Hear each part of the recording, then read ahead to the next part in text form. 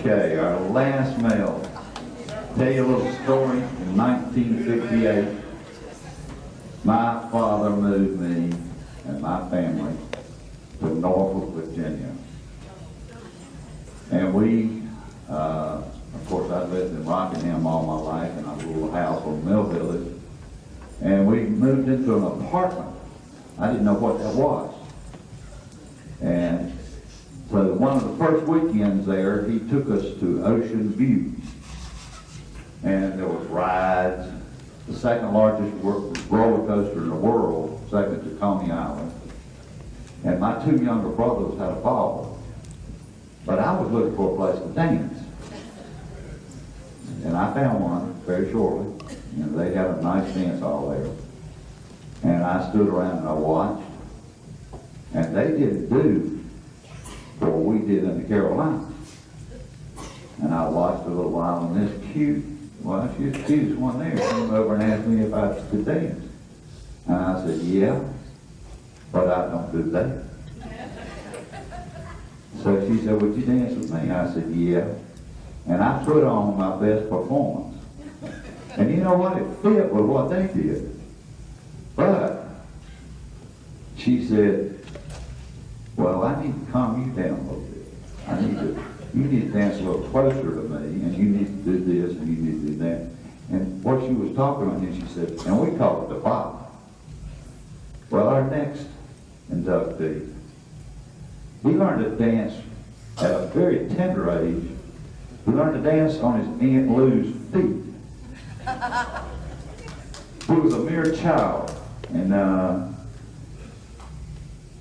he danced, and in like 52, his father was taking him, his family, to Moore's Lake, and as he says it, down on the pike.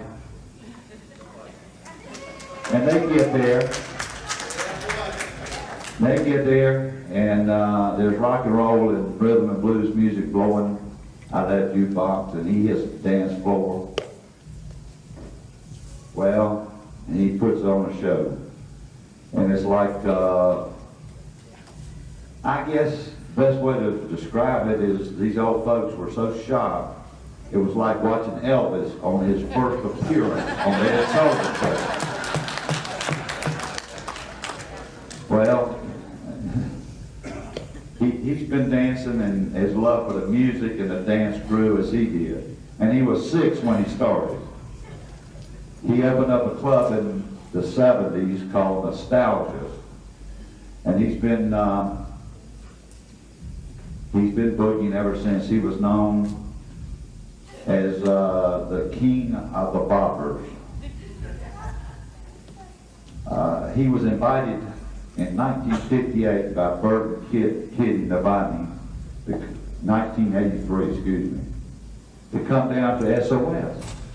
Well, he came along, and during that period, that week or 10 days or whatever it was, Carolyn Hedrick got a hold of him and smoothed his bop out to a shag. And he gives credit to Walt Graves, Cadillac Jack, and Phil Pritchard for teaching him steps and smoothing out that a little better and teaching the smoothness and the difference in the dance.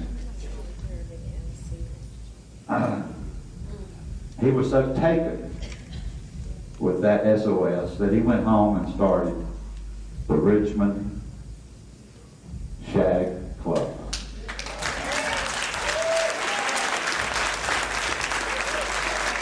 We got a lot of those folks.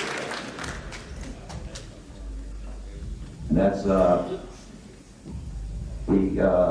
he continued to come to SOS, and he started dancing with Beverly in '93. I think they took some lessons from several people, and then they started dancing in a competition where they quickly went through the CSA brackets and became pros, and they won many honors. But I think his biggest honor is that Beverly agreed to be his wife.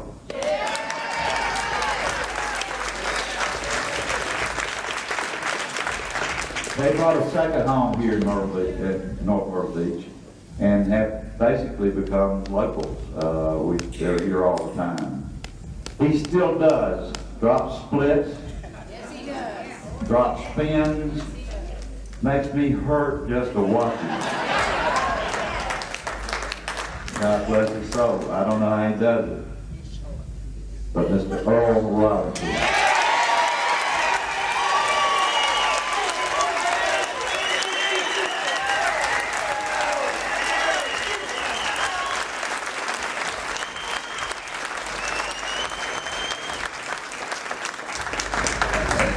First of all, I'd like to thank the good Lord I'm still here.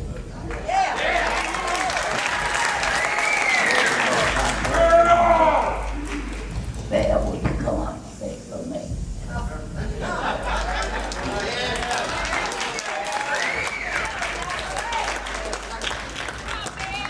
Go, Dad. This boy has absolutely no speech ready. You know what he's done? He's done it to me again. So I'm just going to hit a couple of highlights.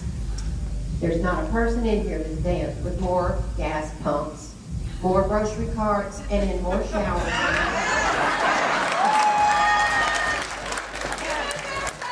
I cannot keep him still. I think he's ADD. On top of that,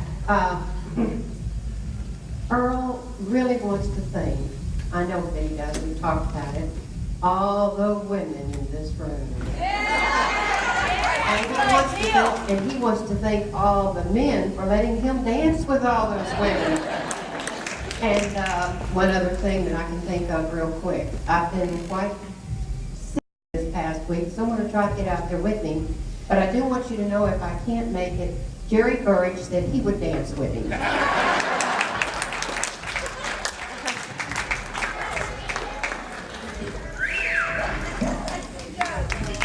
Is that why Jerry wore a red shirt tonight? Is that why Jerry wore a red shirt tonight?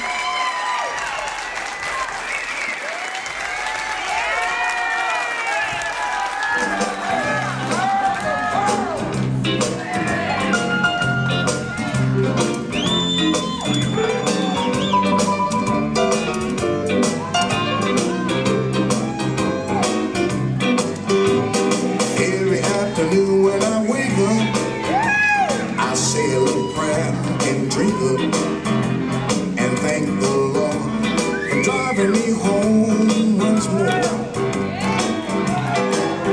There's an open Bible on the table, an empty Bible on the floor.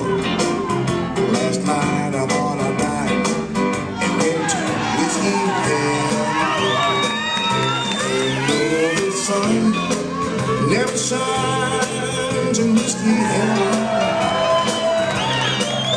It rains Jack Daniels all the time. There's a price you pay.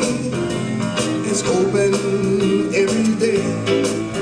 Flying high like a honky-tonk angel in whiskey hell.